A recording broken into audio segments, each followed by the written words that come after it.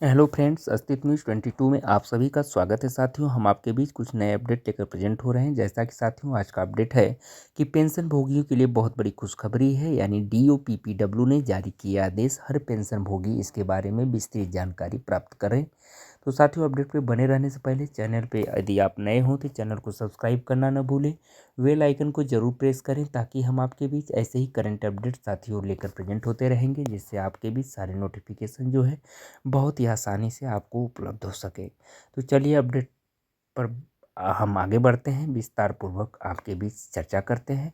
कृपया आप सभी साथी ध्यानपूर्वक सुनने का प्रयास करें। तो साथियों, आज का जो अपडेट है वो पेंशन भोगियों के लिए एक खुशखबरी लेकर आया हुआ है। डीओपीपीडब्ल्यू ने जारी किया आदेश। सभी पेंशन भोगियों के लिए एक खुशखबरी से भरा हुआ है।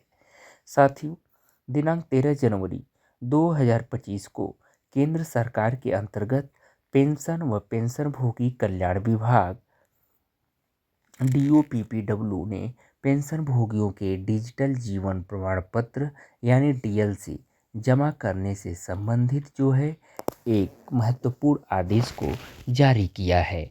इस आदेश में सभी पेंशन भुगतान करने वाली PD यानी बैंकों को सख्त निर्देश दिया गया है कि इस आदेश का पालन करना अनिवार्य है। तो चलिए साथियों, इस आदेश में क्या निर्देश दिए गए हैं, पूरी खबर को हम जान लेते हैं। जैसा कि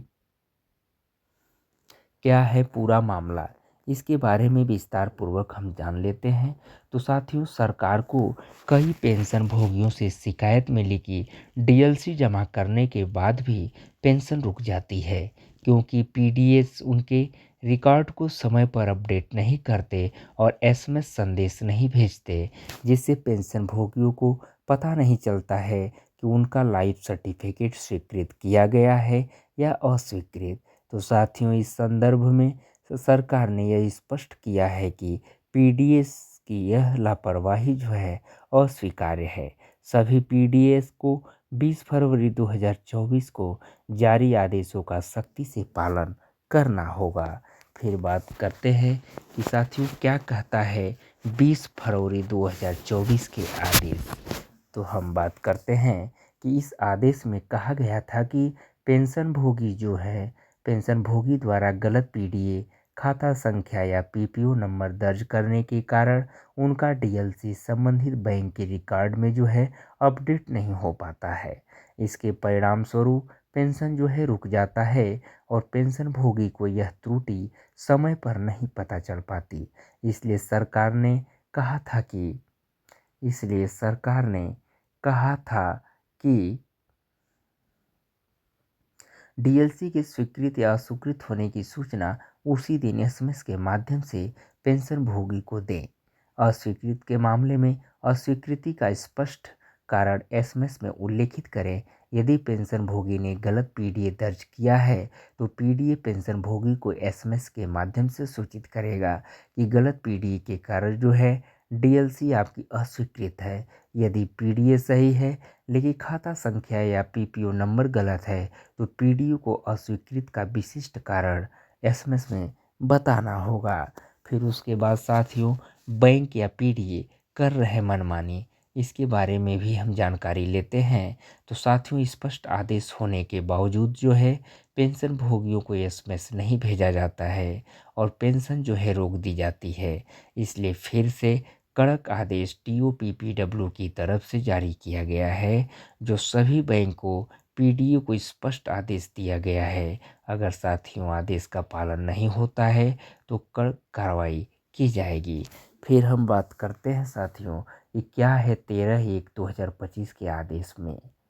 तो साथियों, इस आदेश में कहा गया है कि केंद्र सरकार के सभी पेंशन भोगियों को हर वर्ष नवंबर माह में वार्षिक जीवन प्रमाण पत्र यानी एनुअल लाइफ सर्टिफिकेट जो है जमा करना अनिवार्य होता है। तो साथियों, यह प्रक्रिया यह सुनिश्चित करती है कि पेंशन भोगी अभी जीवित है और उन्हें जो है पेंशन मिल रही है। फिर साथियों, पेंशन भोगियों की सुविधा के लिए सरकार ने जो है डिजिटल जीवन प्रमाण पत्र यानी DLC की शुरुआत की है। तो DLC जमा करने के लिए बायोमेट्रिक उपकरणों और फेस ऑथेंटिकेशन जैसी आधुनिक तकनीकों का उपयोग किया जा रहा है।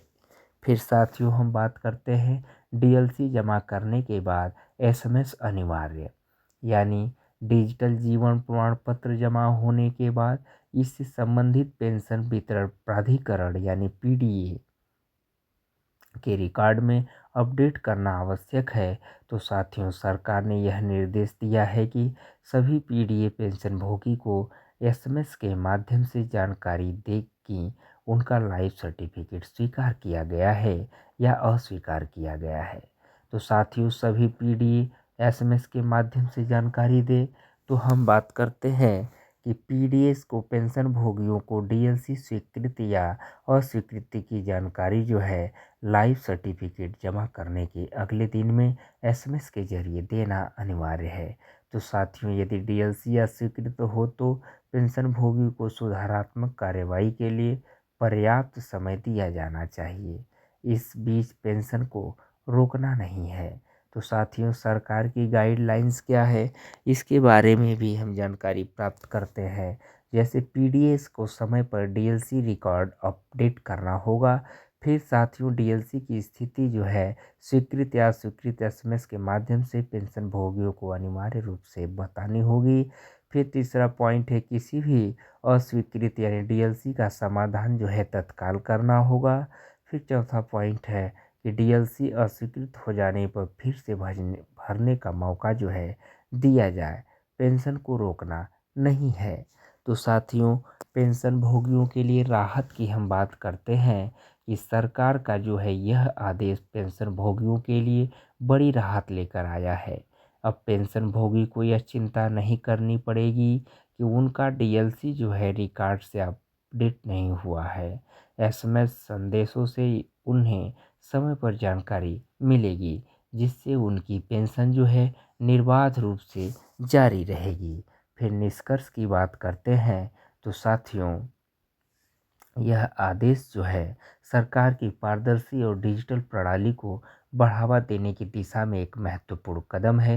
यह सुनिश्चित करेगा कि पेंशन भोगियों को उनके अधिकार समय पर मिले और वे अनावश्यक समस्याओं से बच सकें। तो साथियों सभी पेंशन वितरण प्राधिकरणों को इसे सख्ती से लागू करने की हिदायत दी गई है। साथियों उम्मीद करता हूँ कि चैनल पर लास्ट तक बने रहे होंगे और अपडेट के बारे में विस्तृत जानकारी आप सभी साथी प्राप्त किए होंगे।